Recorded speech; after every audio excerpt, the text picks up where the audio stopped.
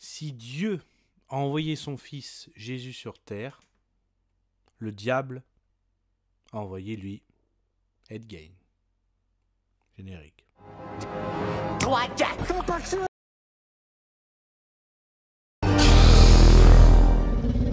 Soit on meurt en héros, soit on vit assez longtemps pour se voir endosser la peau du Force et honneur. Force et honneur. Un chevalier obéit à des valeurs. Un chevalier obéit à des valeurs. Son cœur ne connaît que la vertu. Son cœur ne connaît que la vertu. Son épée défend les démunis. Pour ce genre de choses, il existe des hommes comme moi. Il t'arrive de saigner. Vous pouvez respirer. Vous pouvez cligner des yeux. Vous pouvez pleurer. Ah, m'a ramené le conduit, celle-là. Maintenant que j'ai votre attention, Accroche-toi, petit.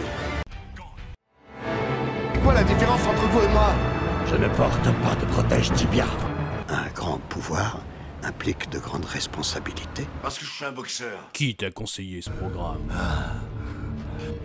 Ton coiffeur. Mon père. Ouais. Je viens vous prévenir que la vidéo de 5F va commencer. Salut. Voulez-vous la voir? Bien sûr. Mais d'abord, je dois bénir cette demeure. Salut à tous, c'est Fab et des Garmates sur ma chaîne, amis des plateformes, j'espère que vous avez la forme. Amis du cinéma, j'espère que ça va. Aujourd'hui, c'est plateforme de streaming avec, oui, on a envie de dire, une franchise que Netflix a créée d'ailleurs.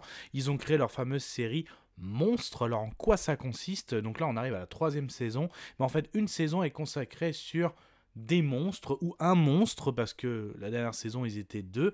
Donc on était parti sur un célèbre tueur en série, donc qui a très bien marché. Voilà pourquoi Netflix a vraiment continué dans ce sujet, à savoir une série consacrée au tueur en série Jeffrey Dahmer.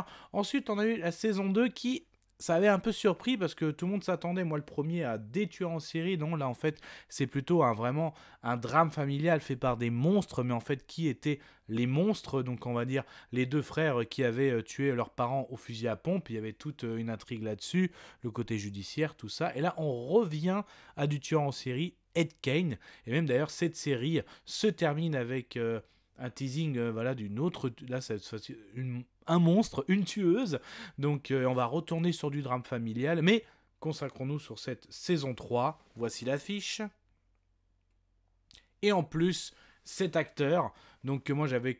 la première fois que je l'avais vu, c'était dans le film Hooligan, que j'avais adoré. Et après, on sait ce qui a fait son succès. Donc là, le voir incarner Ed Gein, donc qu'est-ce que ça donne? Qu'est-ce que je retiens? Et ben en tout cas, déjà ce que Jeffrey Dahmer m'avait fait, la série, le côté malaisant, tout ça, à la fois documentaire, fiction, prestation de l'acteur. Là, on retrouve ça dans cette saison 3, prestation de l'acteur excellente. Je me rappelle, Dahmer, notamment, j'étais en déplacement, et en fait, je m'étais dit, tiens, je vais me regarder cette série dans le train. Non, je me sentais pas apte à regarder ça dans le train. Il y avait un voisin et tout à côté. Donc en fait, j'avais regardé ça à l'hôtel, tout. Et bon, de toute façon, mon avis est disponible sur la chaîne. Tiens, je vais la mettre en lien à la fin de la vidéo. Et là, pareil, le côté malaisant est revenu. D'ailleurs, moi, ma compagne, elle a tenu que les 2 premiers épisodes. Et puis même à un moment, elle dit, si tu veux te regarder un épisode pendant qu'on mange, ça me dérange pas, tu sais. Ça arrive des fois, l'un ou l'autre, on suit une série. Mais là, à un moment, je la voyais en mangeant, elle était toute gênée. Et j'ai fait, non, mais t'inquiète, je vais couper. Voilà, en plus, le soir, elle voulait se lire un petit livre. Je regarderai pendant que tu liras ton livre.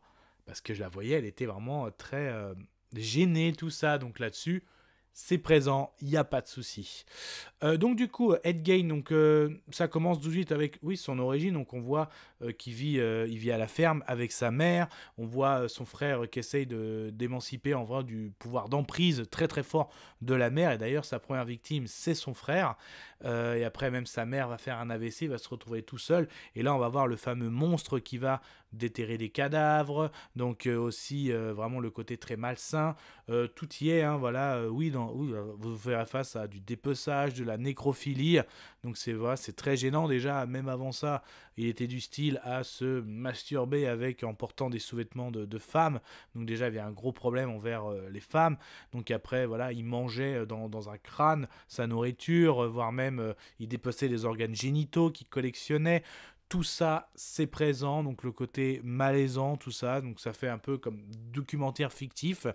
Et en fait, ils ont intégré en plus, donc parce qu'en fait, Ed Gein a été source d'inspiration au niveau des films, et ça a fait des réputations pop culture, je m'explique.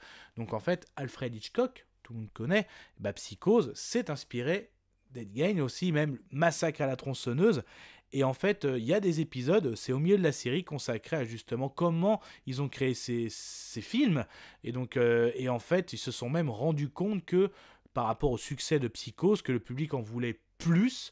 Et même d'ailleurs, c'est marrant parce que je me disais que maintenant, le cinéma, c'est même des fois un peu pénible quand tu vois l'ambiance de certains ciné, entre ceux qui filment, ceux qui crient, qui crient pas parce qu'on filme d'horreur ou qui rigolent, mais vraiment qui foutent le bordel. Et là, en fait, quand tu vois les séances de ciné, c'était un peu le bazar aussi, donc voilà, c'était un peu marrant, mais vraiment paradoxal. Mais là, le fait aussi, Hitchcock s'en est rendu compte, et même le réalisateur de Massacre à la tronçonneuse, c'est que on s'est inspiré d'un monstre, et on a rendu ça célèbre, mais après, on a enlevé tout le côté humain des autres êtres humains, parce que le public en veut de plus en plus. Donc, et en fait, le pire, ça arrive à la fin de la saison. Tu vois d'autres tueurs en série très connus, et ils le disent tous par rapport au FBI, quand ils font notamment le département du comportement, disent en fait, là, on s'est tous inspirés, beaucoup se sont inspirés d'Ed Gein. Donc en fait, celui-là a inspiré d'autres tueurs en série qui après... d'autres tueurs ont été inspirés en fait, en gros comme si l'héritage est on va jusqu'à Ted Bundy qui s'est inspiré de quelqu'un qui lui-même s'est inspiré d'Ed Gein. Donc et même à travers la pop culture aujourd'hui, c'est Massacre à la tronçonneuse est tellement connu, c'est inspiré d'Ed Gein. Même Psychose qui est une référence en film d'horreur, on revoit même la scène en version plus gore d'ailleurs, je tiens à le dire. Donc, et en fait, ce Ed Gein, c'est pour ça que je dis que c'est le fils du diable, c'est même l'épicentre de l'horreur par rapport à ce tremblement de terre, cette vague de propagation de virus, de cancer. Donc, ironie du sort, lui qui meurt d'un cancer, et même après, tu vois, et surtout que le dernier épisode, ils ont presque envie de le faire tourner presque en héros, parce que il suit un traitement, donc on s'aperçoit en fait qu'il est schizophrène. D'ailleurs, les scènes au début de la saison sur la schizophrénie, c'est très bien montré. Donc que le fait qu'il entend des voix, tout ça, qu'il entend beaucoup sa mère ou autre chose, qu'il est dans ses délires. Et en fait, après, une fois qu'il a un traitement, il arrive à se stabiliser, c'est lui qui va aider aussi le FBI par rapport à ce qu'il a fait. Il va décrire notamment avec tel type de scie, c'est mieux pour couper des têtes, tout ça.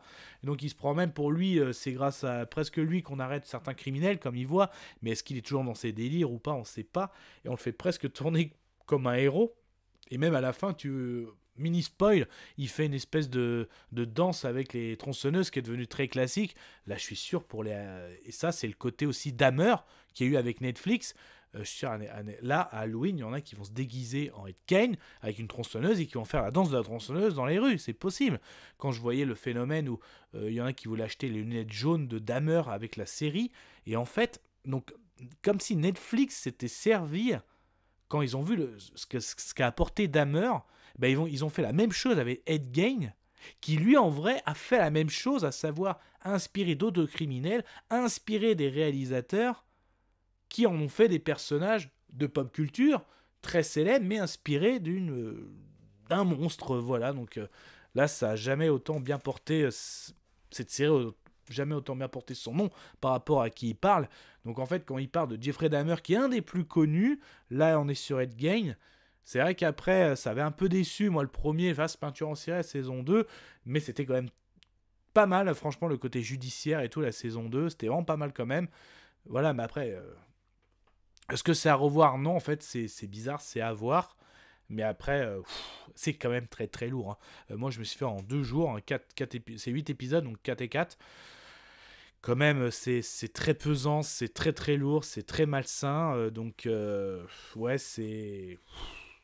Voilà, ça m'en fait mal à la tête, la casquette, je la sens lourde, rien que d'en parler. Donc voilà, c'était à la fois cri du cœur, parce que je me sens lourd, mais voilà, je sais pas comment dire, je vais pas mettre de notes, je vais pas mettre d'avis sonore, comme j'ai l'habitude de faire. Je vais rester là-dessus, voilà mon ressenti. Je peux pas le résumer, ça je viens de le dire, vous avez qu'à vous refaire la vidéo. En tout cas, vous pouvez vous abonner, ça me ferait plaisir, c'est gratuit.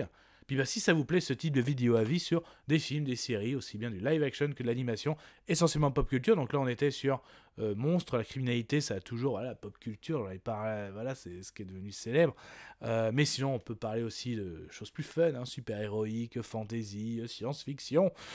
Bon, en tout cas, j'espère qu'on va se revoir. Bien sûr, avant Halloween, parce que beau programme hein, qui prévient, notamment chez Netflix, hein, mais on va pouvoir faire ça, peut-être faire des lives aussi, on verra bien. Donc prenez soin de vous, Kenavo. Je vous souhaite une agréable soirée. Désolé pour le bordel. Au revoir.